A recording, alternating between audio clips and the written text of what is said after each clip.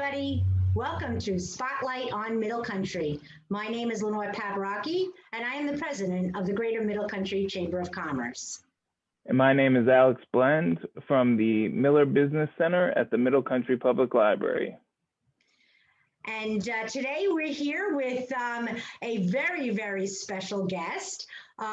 We are here with Synergy Wealth Strategies' own Matt Heeter. He's a financial advisor at Synergy Wealth Strategies, which has been a member of the Middle Country Chamber for a number of years. As a matter of fact, the president, Jim Verdi, used to be a board member at the Middle Country Chamber of Commerce for many years. So we're excited, Matt, to have you here today. Yes, thank you guys very much for having me on this. It's been something I've been looking forward to do for quite some time now. So as Lenore said, my name's Matt Heeter. I'm a financial advisor with Synergy Wealth Strategies. We're a full service financial planning firm located in Smithtown, New York. And as she said, many of you may also know my boss, James Verdi, very well. And I'm very happy to be able to do this interview and tell you guys about what we do and how we do it.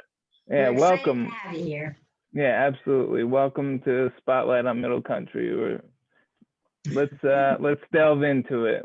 That's it. So you know what, Matt? Let's start off with. I want people to get to know you a little bit. So tell everybody a little bit about you. Okay. Yes, definitely. So I have been in the industry of financial planning now for about 3 years. I actually interned with Synergy Wealth Strategies as my first internship in college. And upon graduation, Jim offered me a position to come back full time and work under him and learn the ropes of the business and everything. So after I left Salve Regina in 2018, I jumped full head into working with Synergy Wealth Strategies and learning the ropes of how financial planning is and what really goes into the process of helping these families and individuals plan for financial success down the road. What do you do with your free time when you have any? Do you have free time? Yeah. Yeah. Okay. So on my free time, I'm a big avid golfer and snowboarder. I really like to spend a lot of time outdoors, get to, take trips, travel a lot, just do as much as I can at my young age before, life gets serious and I settle down one day. You're very smart. Yeah, absolutely. Play to the fullest, I always say. So good for you. Yeah, good for you. Make good. You sound like you're making good use of that time. Yes, definitely. It's what I plan to try to do at least. So Matt, what initially drew you to financial planning? Okay, so as I always grew up, I had exposure to this industry in a little bit just because of the background of my grandfather and my father and the businesses that they've been a part of their whole life. So I always had a little bit of a finding for it, but it all really started when I was kind of in high school and I took my first financial class and we started to really learn about the stock market. And that's where I kind of got interested, just in investing itself. And that's all I kind of knew it as was, putting money into certain stocks and hopefully, you'd watch your money go up in time or go down. And it was just a long-term investing game. But as I kind of got older and realized to start understanding more about how get a better understanding of financial literacy and what goes into, being a savvy financial person, I kind of developed this keen interest for planning and all the other intricacies that go into financial planning. It actually really probably started when I was a junior in college is when I took my first financial planning class actually. And the class was revolved around building a sustainable portfolio for a semester long, competing in this competition where we saw how you manage that portfolio and all that went into it. And then we also had to do a mock presentation where we got a family and all the financials of that family throughout the year and had to create a financial plan for them that would be sustainable to that lifestyle. And once I really learned how much went into it, and it was more than just what I really thought it was at first, I kind of had a strong, desire to want to do something like that. And it's not only just everything that goes into it, it's also the satisfaction that I think we get as the financial planners helping these families do something that we see being beneficial for them in the long term, and knowing that, at the end of the day, we're not only helping them potentially grow their nest egg, but we're helping them protect it and make sure that they're set up for success in the future. And that no matter what, we're always helping them to be in the right position, regardless of what could happen down the road. Now, Matt, you mentioned we. So can I ask you? There's a team, I assume, at Synergy Wealth Strategies. Yes. And how does that team operate?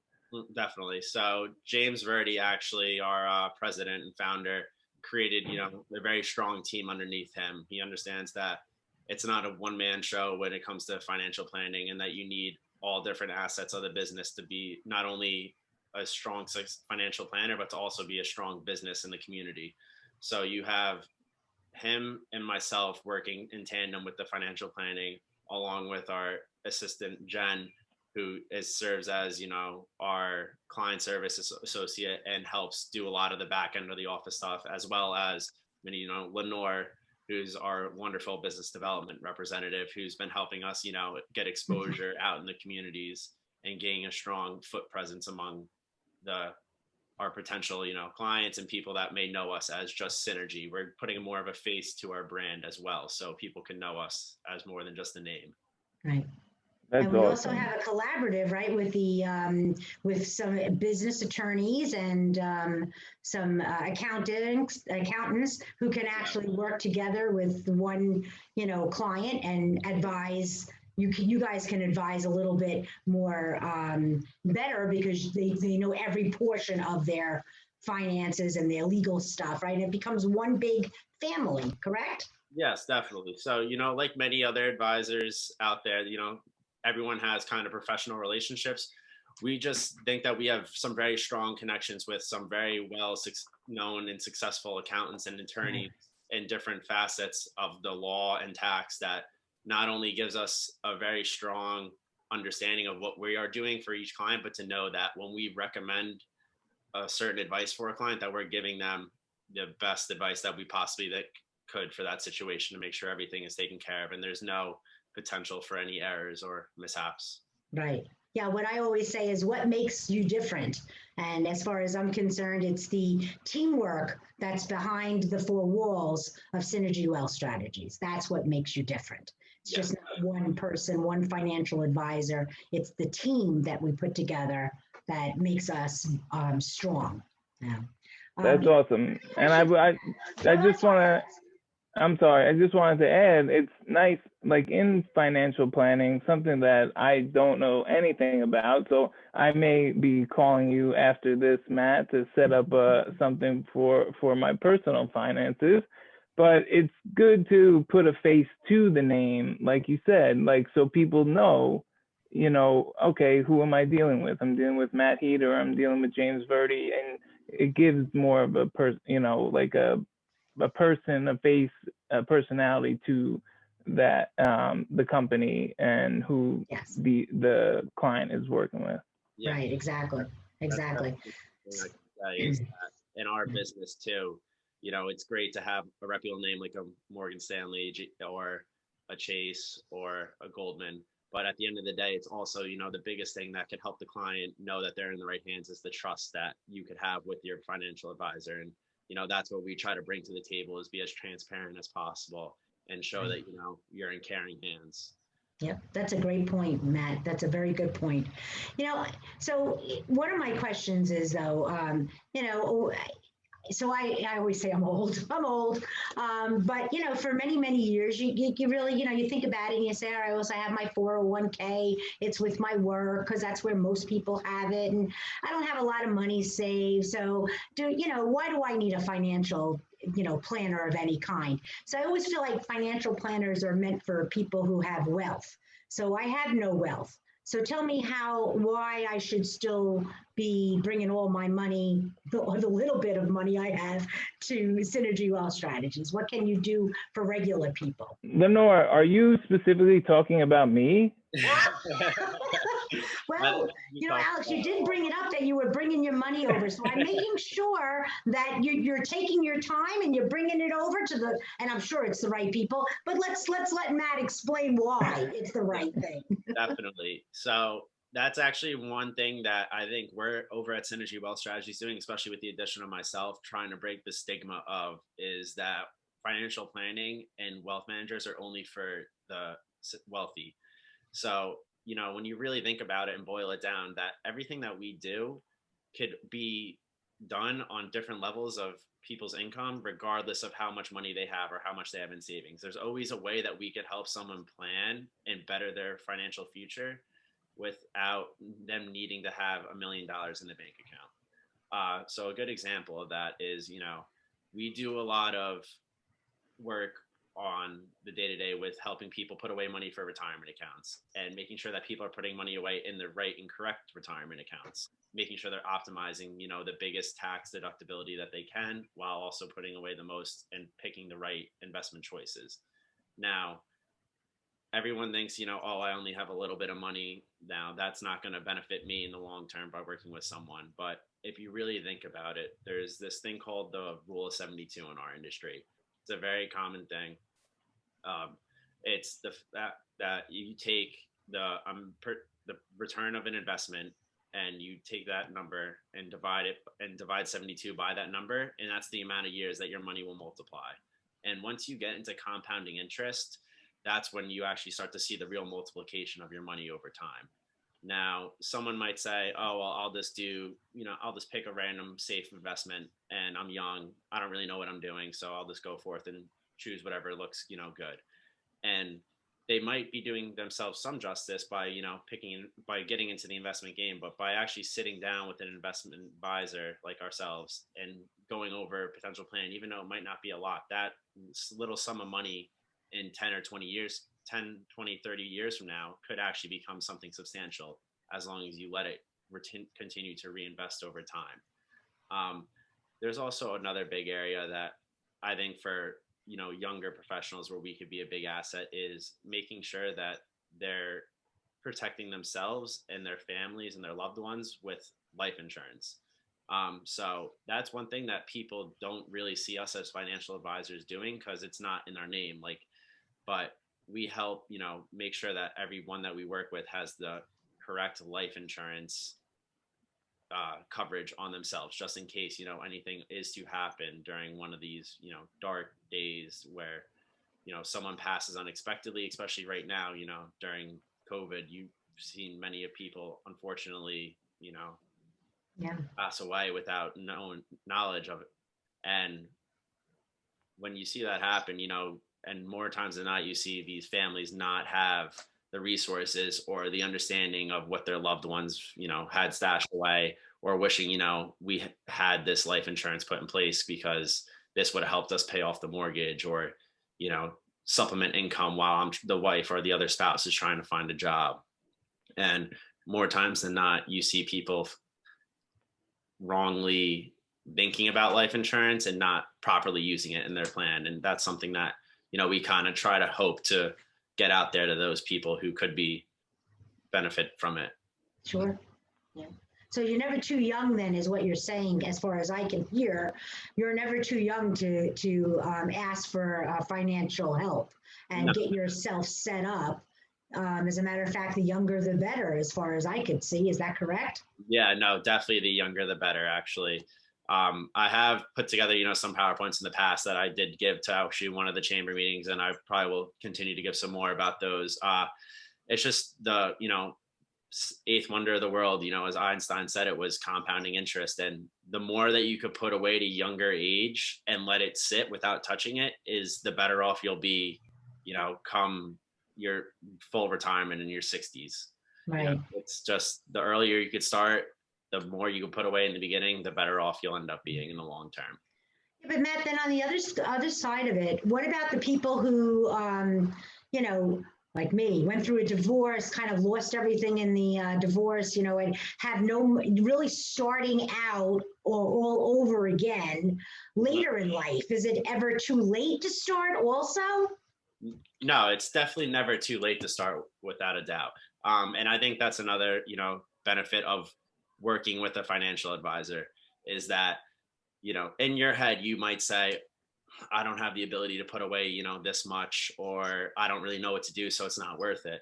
But when you actually sit down with someone and you actually go through the whole entire process of building a financial plan, which is more than just saying, I make, X amount of dollars and this is how much, I'm trying to look to retire with. There's a lot more of the intricacies that go into it, in terms of budgeting, taxes, putting away money in the respectable retirement accounts. And when you do that, you build the plan, you actually could see the plan come to fruition. And when you do that, could be done at all stages of life.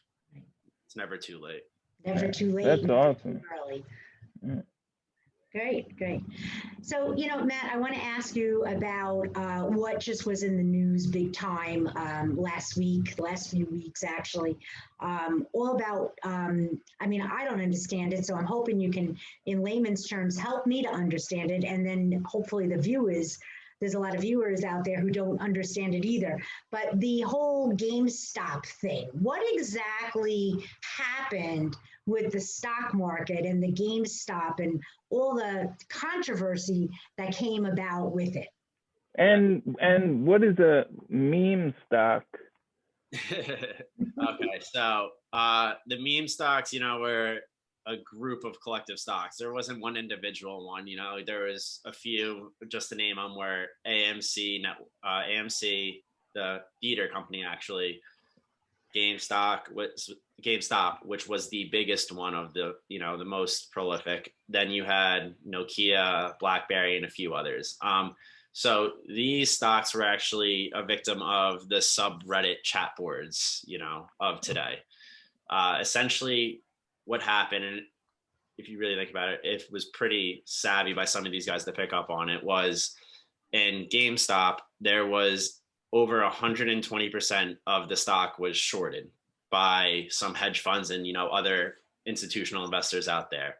The biggest one being this hedge fund called Melvin Capital. They held the biggest position in shorts. Now, shorts are when you're essentially betting against the stock to go down in price. So you'll short it at a higher price, anticipate that it's going to go down in price, and then you'll buy it back at the lower price, returning the position that you were shorting and borrowing against, essentially. So the difference between the two price points is going to be your profit. So obviously, the more it goes down, the better it will be. Now, this one company which has began their position in 2014. So this was a total long-term, plan for them, that they really believed that GameStop was a dying industry. It was getting taken over by other companies out there, competitors. They weren't being really as relevant anymore. So that was their own theory, and it was working until, it gives you a little bit of sense of like the early 2000 chat boards, they say, with the tech bubble in a sense. You had these Reddit users, going on. Wall Street Bets was the main chat room they were all conspiring on, and they started to notice this large short position in the stock. Now, they started buying the outstanding shares at the market, and they kept buying them. And then as the stock started to get bought up, that limited the amount of shares that were outstanding in the market now. And when that happens, it becomes a supply demand thing. So now the more people that are buying, the less supply there is, the price is going to continue to increase.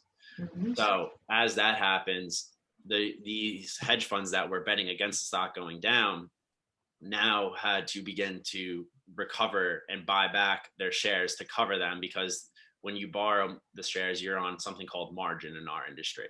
And that's essentially you're using money with that, in a sense, is not really yours. You're borrowing it from a bank. So when you end up losing a certain amount, you have to repay that money to these institutions that loan you it.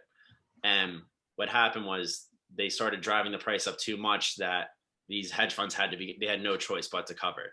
And when that happens, it's called the short squeeze. And they essentially forced one of the biggest short squeezes in the last decade of the market. And it just caused the stock to go, in a sense, parabolic. I mean, we're talking a stock that was over the summer at $5 a share. It's at one point hit, I think, $425. Wow.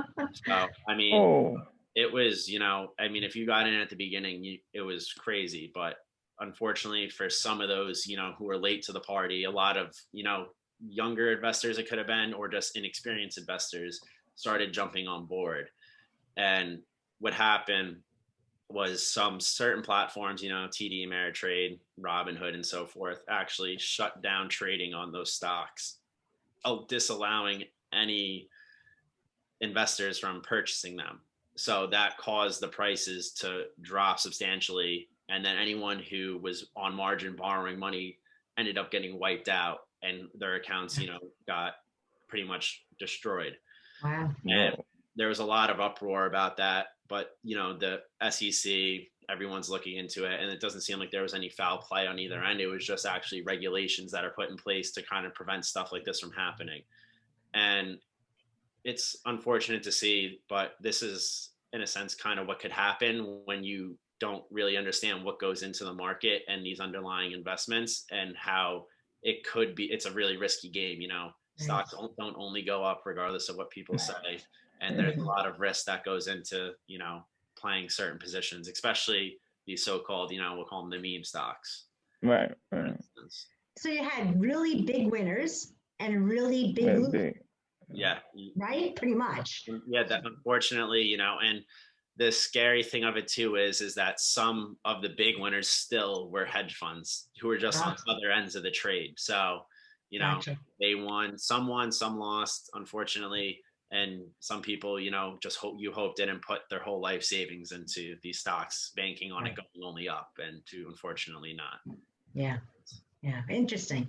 So it's kind of like, to me, you when you talk about it, I laugh because I feel like, as you're describing it, Matt, I'm sitting in sportsbook at Las Vegas watching bets go in, you know, and I could win a lot of money. Oh no, I'm gonna lose it. Oh no, I could win it. Yeah. Very similar, no? That was the, you know, the I guess the comedy with it was, you looked at these chat boards from time to time, and you had these people saying like stocks only go up, you know, terms like diamond hands, you know, don't sell, we're going to the moon. And like, it was getting published in like Barron's, Forbes, Market Watch. So you had these prolific investing magazines coming out and actually writing reports on it. That's how much of an attention this, you know, whole thing drew. It became, you know, in kind of like a cult, for instance. You know, you had these people, regardless of what anyone else said out there, or what any of the valuations of the stock said, or any of the analysts or the professionals who do this for a living said on CNBC, they just dumped whatever, you know, they could into these stocks in hopes that it would only go up. And from most, you know, a good portion, you saw the aftermath, you know, oh boy, like I just lost a lot of money. What do I do now? You know, you would see posts like that on the. And so I guess that what you're saying now is that this is the reason why it's so important to have a financial planner handling your money, as opposed to, you know, I mean, I guess some people will play with Robinhood and that, and as long as it's not large amount of monies. But when you're dealing with your financial future, you don't want to be putting all your money into a Robinhood all by yourself without having somebody else who has investment knowledge. Is that about right? Yeah, that's, to an extent, yeah, it's definitely right. You know, you have a lot of people out there who kind of don't really know what they're doing to an extent, and kind of have just been what we call legally gambling in the stock market. You know, they're picking a stock, hoping it goes up, selling out, doing it again, you know, wash, rinse, repeat type of thing. But that's, you know, that's not what it is in the long-term play. You know, investing's a long-term gain, and that's what game and financial planning is, a lifetime game. You know, that's what we try to do over here, and that's why when, you know, you have clients that call up asking about it, you instantly, you know, we steer them away from that. You know, listen, we don't want to go down that path.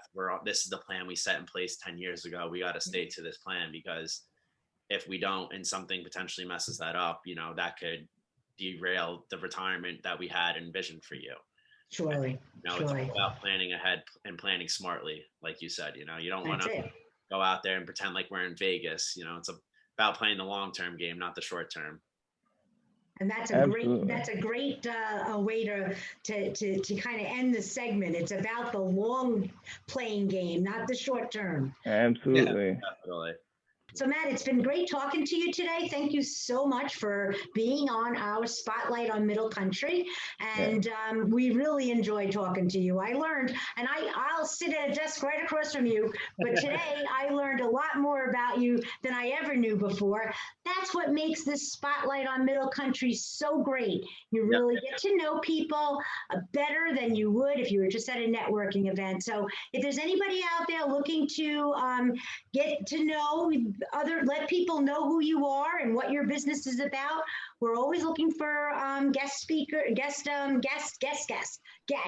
on Spotlight on Middle Country. So we'll see you next time on Spotlight on Middle Country. Everybody, bye-bye. Bye-bye. Take care. Thank you for having me.